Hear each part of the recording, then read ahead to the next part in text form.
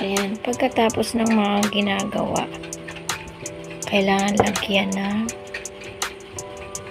ayan, para laging malambot. Tapos gaganon-ganonin. Ayan. Hindi pa ako nakapaglinis ng kuko ko.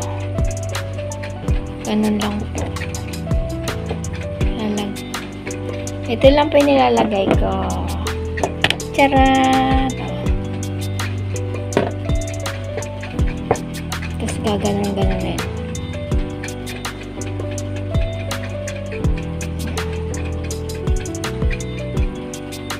No filter, naka-video. Ayan, gaganon-ganonin lang po yung kamay. Ayan.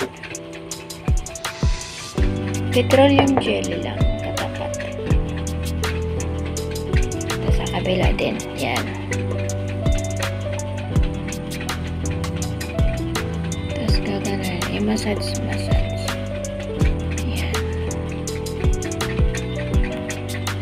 Malapot na din yan, pero